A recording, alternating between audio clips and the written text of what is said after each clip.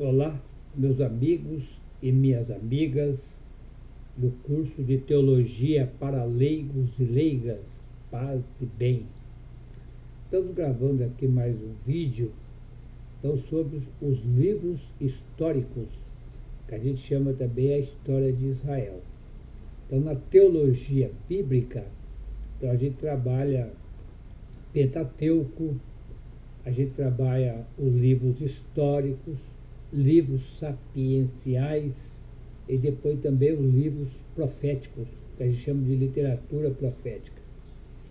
Muito bem, nos livros históricos, que nós estamos aqui então começando a conversar com vocês, começa no livro de Josué, porque o livro de Josué já é o sexto livro da Bíblia, né? Porque nós temos primeiro o Pentateuco, que é os primeiros livros da Bíblia.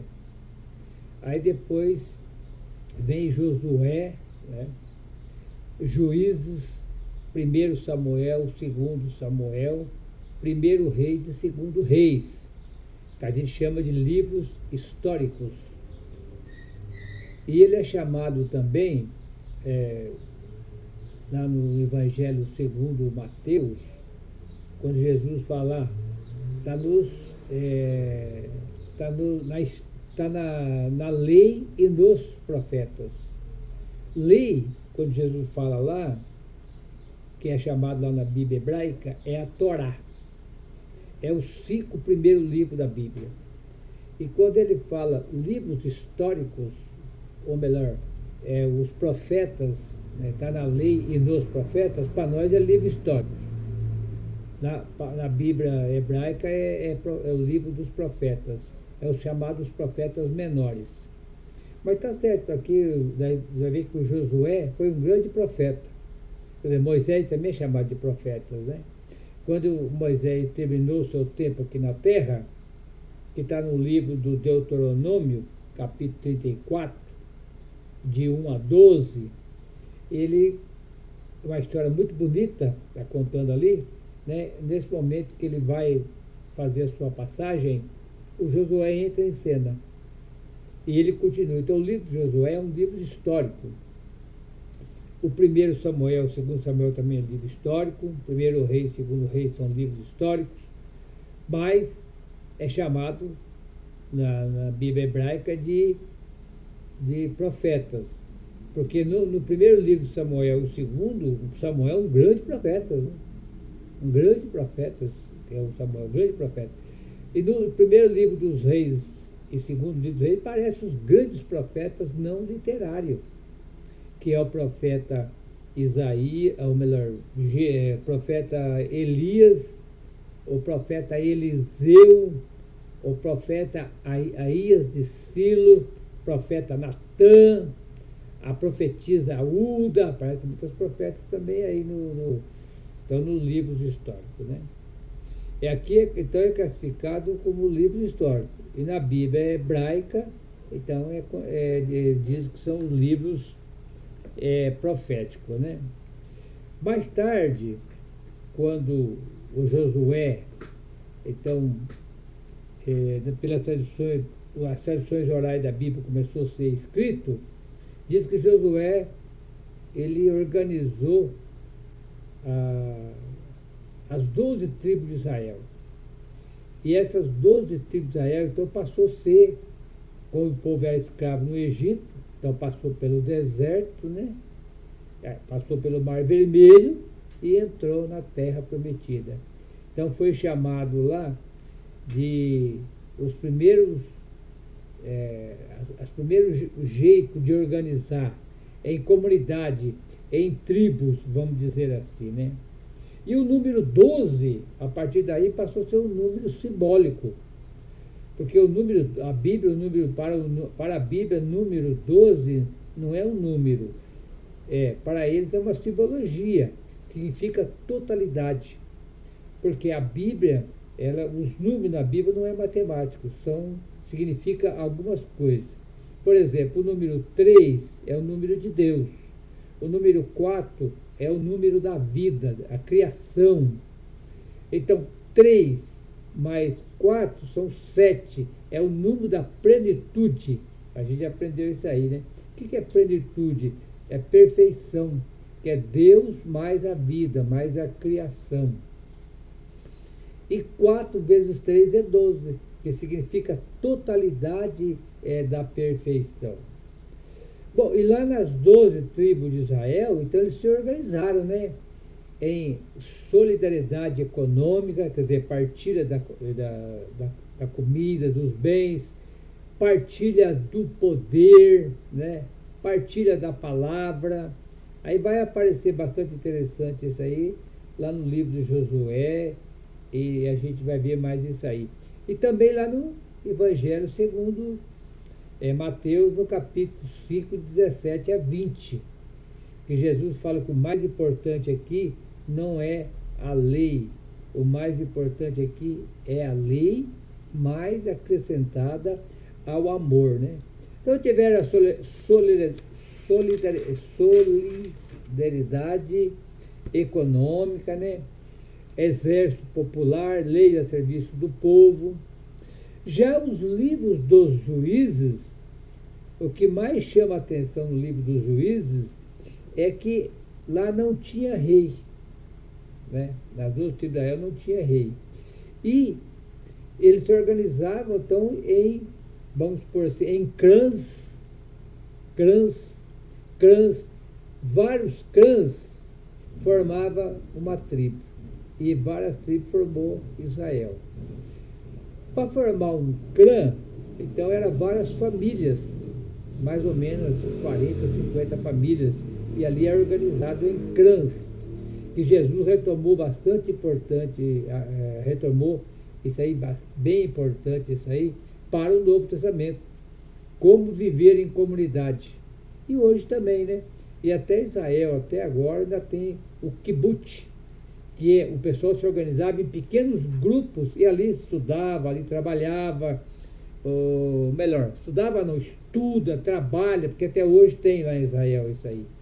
Então a grande importância dos livros históricos, que vai contando toda essa história aí no livro lá dos juízes, né? E lá no livro dos juízes vai para como é que Israel foi organizado. Já que não tinha mais rei, foi colocado os juízes, né? Então cada tribo tinha um juiz que tomava conta lá e tinha mulher também juíza, né? É só nós ver lá no livro dos juízes, capítulos 4 e 5, fala da Débora e da Jael, as mulheres também que ajudavam a organizar e a pensar lá em Israel.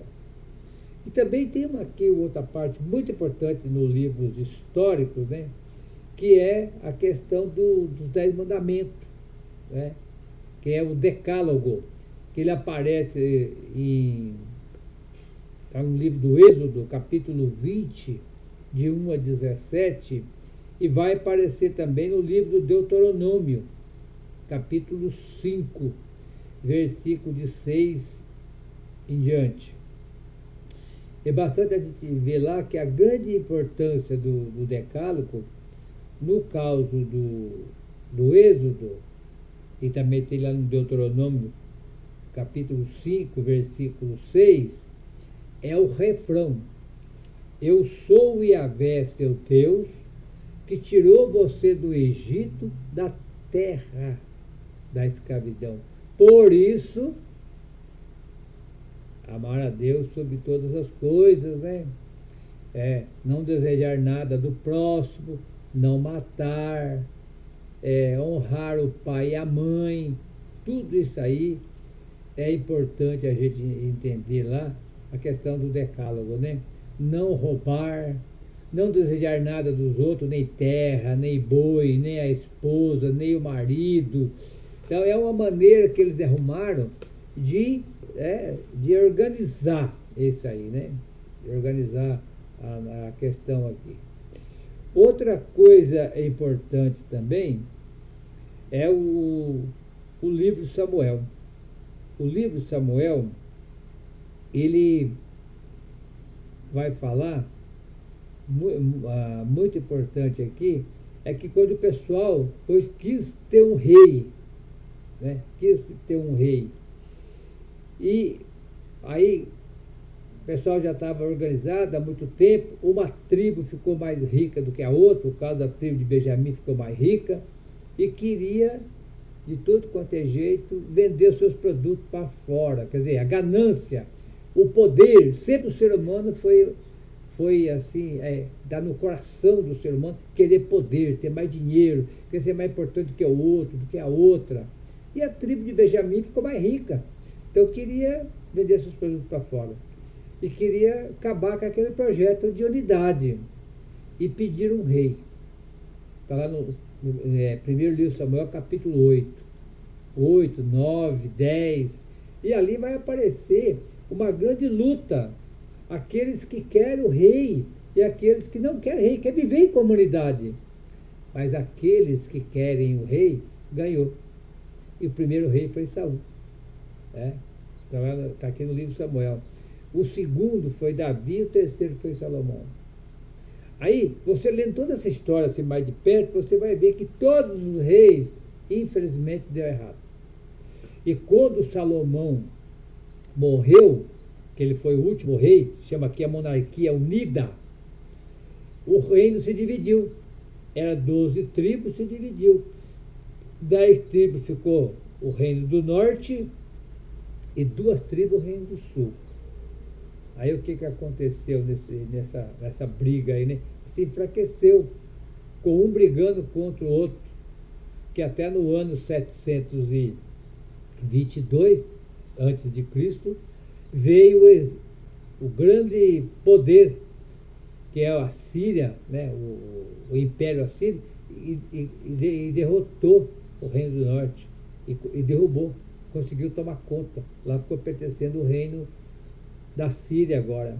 E sobrou o reino do sul, que resistiu, não caiu na mão dos assírios, só foi cair na mão dos babilônios no ano 586 a.C. Isso é muito triste isso também, né? E dentro também do livro histórico, nós temos o primeiro livro das crônicas e o segundo livro das crônicas. É um livro que retoma toda a história de Israel. Começa a contar desde Adão até chegar aqui na época dos exílios. É um livro muito interessante. E temos outros também, livros históricos, é o livro de Esdras e Neemias. O livro de Esdras e Neemias é um livro que está depois do exílio. Veio o exílio da Babilônia, passou 50 anos, aí o Nabucodonosor foi derrotado pelo Ciro. Foi o novo imperador da Pérsia. Está tudo dentro dos livros históricos. E esse Ciro tinha uma nova política de escravizar o povo, deixar o pessoal voltar para a sua terra e recomeçar de novo lá. E o livro do Esdras vai contar essa história. Esdras era um sacerdote, um doutor da lei. E ele foi nomeado pelo rei da Síria para voltar até Israel e reconstruir a religião, reconstruir o templo que o Nabucodonosor tinha derrubado. E junto com ele foi o Neemias, né? E esses 2 homens foram lá para reconstruir Israel, de acordo com a lei do seu Deus, que é a lei de Deus que o povo tinha, e reconstruir as muralhas. Quer dizer, o Nabucodonosor tinha destruído Jerusalém, destruído o templo, e tinha que ser reconstruído de novo. E o profeta Zacarias e Ageu estavam juntos nessa época para poder reconstruir, então, o templo de Israel. Então é um livro bastante importante também para a gente estudar, né, essa questão aqui.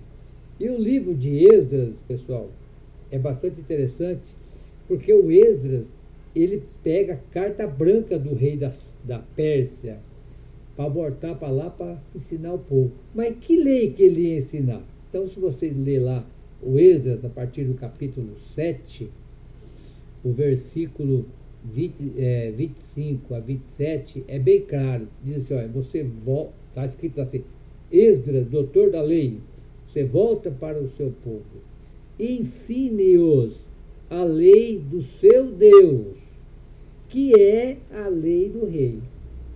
Quem não obedecer à lei do seu Deus será castigado, será exilado, será multado, preso. Então, quer dizer, aqui é bem claro. Você vai ensinar a lei do seu Deus, que é a lei do rei. Então, não é a lei de Deus, né? É a lei do rei. Quer dizer, então é bastante interessante. E aqui também aparece nessa época, lá no capítulo 10 do livro do Esdras, bastante interessante pegar lá, do capítulo 10, de 1 a 5, que como é que foi o projeto do Esdras e Neemias? Foi um projeto de exclusão. Quando eles voltaram, já tinha passado 50 anos, né? 50 anos que o Nabucodonosor tinha entrado lá. Quando eles foram escravizados, não foi todo mundo. O Nabucodonosor levou só as elites. Está lá no segundo livro dos reis. Né? Só ler lá, capítulo 25, a partir do versículo 8, 24 primeiro, a partir do versículo 8 a 12, por 25 também vai falar. Ele levou os ferreiros, ele levou os artesãos, ele levou o exército, levou a elite. E ficou lá o povo da terra, né? Chamado povo da terra. E esse povo continuou trabalhando lá e produzindo alimentos, que a monarquia precisa de alimentos para comer, todo mundo precisa. E esse povo casou, para eles, o povo estava ligando a religião, casou com qualquer uma mulher lá, casou com mulher estrangeira. E quando o Esdras voltou, foi 50 anos, estava todo mundo misturado à raça. E ele queria eliminar essa mistura, para purificar a raça. Então, o que ele lá no capítulo 10 é bastante interessante, que ele faz uma grande celebração, né? Veste aquelas roupas lindas de sacerdote, e quando ele entra no templo, ele está chorando. O grande pecado que nós fizemos foi casar com mulher estrangeira. Aí o pessoal, e agora? O que vamos fazer? Não tem nenhum problema. Manda a mulher embora, junto com os seus filhos. Quer dizer, o cara tinha construído um sítio, uma fazenda, seus bens, vai mandar a mulher embora, junto com os seus filhos, e ele fica, a fazenda fica. Quer dizer, que era uma maneira econômica também, né, de excluir as pessoas. E isso aí também vai aparecer, pessoal, no livro do Gênesis, é o capítulo 21, a partir do versículo 8, quando o Abraão, né, Sara, manda Agar embora com o filho de Abraão, que é o Ismael. Para quê? Para que o Ismael não herdasse a herança de Isaac, que tinha acabado de nascer. Olha aí. Mas por que essa história aparece lá no Gênesis, a gente está falando de livro histórico? Porque a Bíblia foi escrita muito tempo depois, você já sabe, 1000 anos depois. Então, quando vai escrever, estava acontecendo isso aqui agora, na época do Esdras. Então, eles retomaram Abraão. O Abraão fez assim também, então vai ter que fazer assim também. Abraão mandou Agar embora com o filho dele. Olha, é a mesma coisa que o Esdras está fazendo, exclusão. O Abraão excluiu o filho e a mulher que ele tinha, e também agora estão excluindo. Só que dentro deste projeto tem o livro de Ruth. O livro de Ruth é uma novela, né? Que é um projeto de inclusão, é o contrário. Quando Esdras e Neemias vai ao contrário, excluindo, a Ruth vai incluir, porque ela é uma moabita que vai morar, ela é moabita e vai morar em Judá. E ela era casada com o filho da Noemi. E ela fala, olha, a sua terra é minha terra e seu Deus é meu Deus. E a Ruth depois foi morar com Boaz. E Jesus é descendente de Ruth. Olha que interessante. De uma mulher estrangeira. É só você ler lá o capítulo 1 do Evangelho segundo Mateus. Está lá no versículo 4, não fala a memória agora. Ó, Começa assim, Jesus é descendente de Abraão, é descendente de Ruth, de Betsabeia, né? Betsabeia, que é a mulher de Davi, é descendente depois vem até chegar Maria, né? A prostituta de Jericó, né? Também aparece lá, né?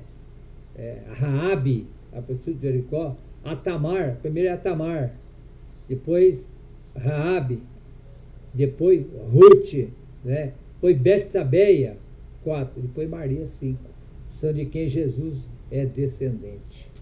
Muito bem, pessoal. Aí, aqui até vou pegar aqui para vocês, acho que é bom a gente dar uma lidinha aqui, o capítulo 5 do livro de Esdras, né? Ou melhor, perdão, do capítulo de Neemias, tá? Aqui vai falar no capítulo 5 do livro de Neemias, versículo de 1 a 5, vai dizer então que essa exclusão estava dando uma grande tristeza para o povo. Quer dizer, exclusão é o que acontece hoje. Desemprego, fome, povo sem terra, massacrando os índios, violência. Olha o que acontece aqui. Livro de Neemias, capítulo 5, de 1 a 5, olha lá. O povo pobre, sobretudo as mulheres, começou a protestar fortemente contra seus irmãos judeus. Isso é da época lá que eu estou falando, do livro histórico, lá da época do Persas, né? E diziam: fomos obrigados a vender nossos filhos e filhas para comprar trigo e assim comer e não morrer de fome. Outros diziam: passamos tanta fome que precisamos hipotecar nossos campos, vinhas e casas para conseguir trigo. Outros ainda diziam: tivemos que pedir dinheiro emprestado, penhorando nossos campos, vinhas, para podermos pagar imposto ao rei. Pois bem, nós somos iguais aos nossos irmãos, e nossos filhos são como os filhos deles. E apesar disso, somos obrigados a sujeitar nossos filhos e filhas à escravidão. E alguma de nossas filhas foi reduzida a escrava, ou melhor, a escravidão. E não podemos fazer nada, pois nossos campos de vinha pertencem aos outros. Olha aí. A grande escravidão, o grande sofrimento deste povo que estava sofrendo por causa da exclusão. E depois no capítulo 8, de 1 a 12, fala da formação do judaísmo. Aqui nós já vamos encerrar então a nossa história, da formação do judaísmo. O que é o judaísmo? Agora, a lei é mais importante do que Deus. Deus era grande assim, ó. Vamos colocar aqui, ó. Era grande. E a lei era pequena. Quando formou o judaísmo, a lei ficou grande e Deus ficou pequenininho. Por isso, quando chega lá no capítulo 5 do Evangelho segundo Mateus, Jesus diz que Deus é mais importante do que a lei. É só vocês ler lá, né? É muito importante a gente refletir essa parte aí, né? E a comunidade nasce quando todos ouvem a palavra de Deus, que precisa ser traduzida, esclarecida, e ao seu significado original, explicada e aplicada à vida. Por isso que nós trabalhamos na nossa leitura popular da Bíblia, a vida e a Bíblia. Então, é Bíblia, vida, vida, Bíblia. É assim que a gente vai trabalhando a nossa história Então, leia lá o livro de Esdras e Neemias, quando você puder, livro dos reis, a grande história bonita, a história de Elias, que começa no primeiro livro dos reis, capítulo 17, e vai até o segundo livro dos reis, capítulo 2, versículo 11, no qual Elias tem uma carruagem de fogo E Elias é arrebatado até o céu. Elias não morreu, foi levado para o céu em corpo e alma, segundo a Bíblia. Na Bíblia só tem dois que foi arrebatado. O Enoques, está lá no livro do Gênesis, capítulo 5, versículo 26. E aqui no livro dos Reis, do segundo livro dos Reis, capítulo 2, de 1 a 11. É muito bonita essa história. Então já vamos terminando por aqui esse livro histórico. É só um resuminho para vocês, para quem perdeu as aulas, né? E também você tem o texto lá para ler. O Senhor esteja convosco, e Ele está no meio de nós. Que o Senhor sempre nos abençoe. Em nome do Pai, do Filho e do Espírito Santo. Amém.